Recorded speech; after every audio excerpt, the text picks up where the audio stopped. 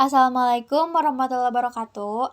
Halo teman-teman, perkenalkan kami dari kelompok 5 yang beranggotakan 5 orang. Ada saya sendiri, Ima Mailani Putri, dan rekan saya adalah Pertama Permana Putri, Rahayu Napisah, Salma Firal Fadila, dan Shelly Novita Anggi. Baik teman-teman, topik yang akan dibahas kali ini yaitu berkenaan dengan sistem kardiovaskular, yaitu organ jantung.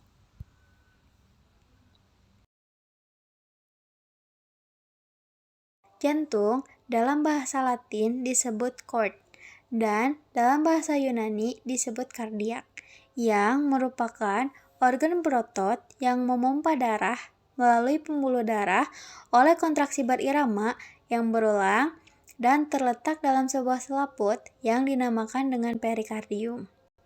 Perikardium merupakan kantung berdinding ganda yang berfungsi melindungi jantung. Jantung terletak di dalam rongga mediastinum dari rongga dada yang terletak di antara paru-paru.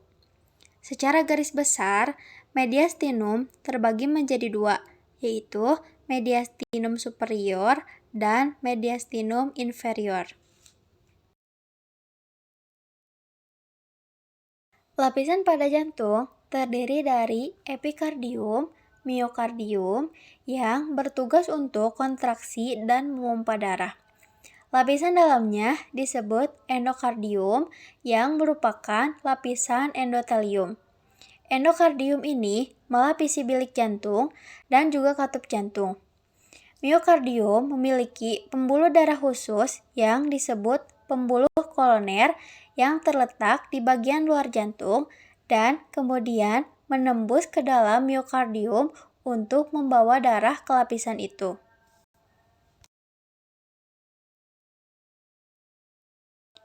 Jantung terbagi menjadi 4 ruang.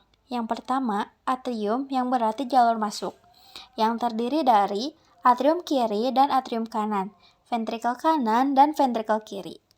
Kedua bagian jantung kanan dan kiri ini dipisahkan oleh sekat atau septum interventricularis. Pada jantung terdapat 4 katup. Yang pertama, katup tricuspidalis yang memiliki 3 katup, yang menghubungkan antara atrium kanan dan ventrikel kanan yang terdiri dari 3 cuspis, yaitu cuspis anterior, cuspis septal, dan cuspis posterior. Kedua, katup bicuspidalis atau katup mitral yang memiliki 2 katup. Ketiga, katup pulmonal yang terletak antara ventrikel kanan menuju arteri pulmonal. Keempat, katup aorta yang berada di antara ventrikel kiri dan aorta.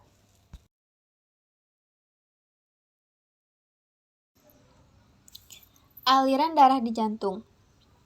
Darah masuk ke jantung melalui vena cava superior dan vena cava inferior yang membawa CO2 dari tubuh menuju ke bagian atrium kanan. Ketika atrium berkontraksi, darah mengalir dari atrium kanan menuju ventrikel kanan melalui katup tricuspidalis. Kemudian, darah akan mengalir keluar melalui katup pulmonalis menuju arteri ke paru-paru dan terjadi pertukaran CO2 dan O2. Setelah itu, darah yang mengandung oksigen dari paru-paru menuju bagian atrium kiri masuk ke ventrikel kiri melalui katup bicuspidalis. Ketika ventrikel berkontraksi, maka darah akan meninggalkan jantung menuju aorta dan disebarkan ke seluruh tubuh melalui katup aortik.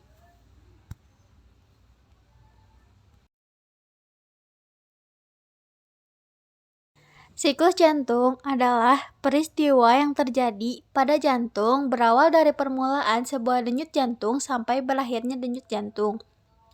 Setiap siklus dimulai oleh pembentukan potensial aksi yang spontan dalam nodus sinus. Nodus ini terletak pada dinding lateral superior atrium kanan dekat tempat masuk vena cava superior. Dan potensial aksi menjalar dengan cepat sekali melalui kedua atrium dan kemudian melalui berkas afi ke ventrikel. Karena ada pengaturan khusus sistem konduksi dari atrium menuju ventrikel, ditemukan keterlambatan selama lebih dari 1-10 detik sewaktu impuls jantung menyebabkan atrium akan berkontraksi mendahului ventrikel sehingga akan memompakan darah ke dalam ventrikel sebelum kontraksi ventrikel yang kuat. Jadi, Atrium ini bekerja sebagai pompa primer bagi ventrikel, dan ventrikel selanjutnya akan menyediakan sumber kekuatan yang utama untuk memompakan darah ke sistem pembuluh darah.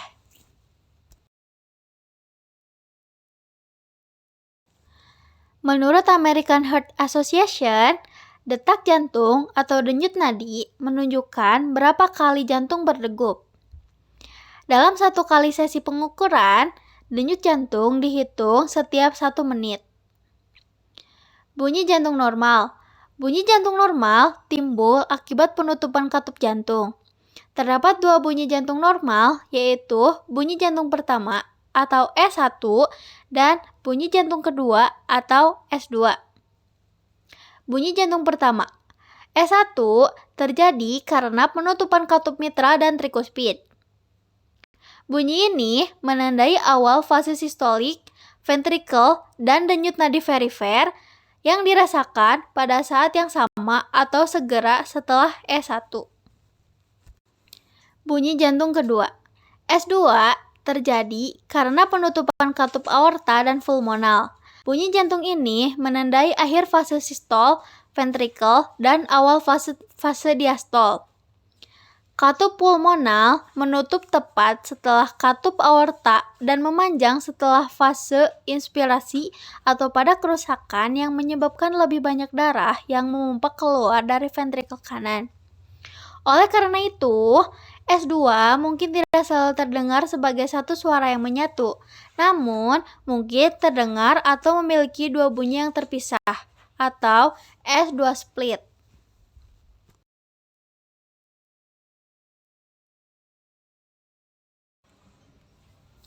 Menurut WHO, ada beberapa jenis penyakit jantung, antara lain 1. Penyakit jantung koroner. Penyakit jantung koroner adalah kelainan pada pembuluh darah yang menyuplai otot jantung yang menjadikan jantung tidak dapat memompa darah dengan baik karena timbunan plak. 2. Penyakit cerebrovaskular atau CVD. Penyakit ini adalah kelainan pada pembuluh darah yang menyuplai otak yang berupa penyumbatan, terutama arteri pada otak.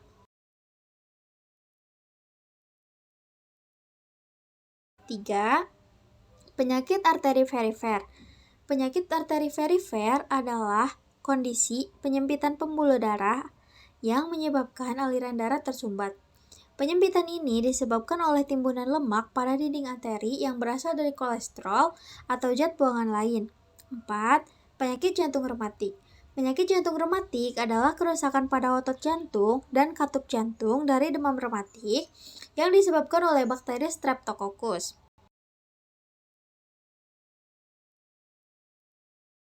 6. Penyakit jantung bawaan. Penyakit ini adalah kelainan struktur jantung yang dialami sejak bayi. 7. Gagal jantung. Gagal jantung adalah kondisi saat otot jantung menjadi sangat lemah, sehingga tidak bisa memompa cukup darah ke seluruh tubuh pada tekanan yang tepat.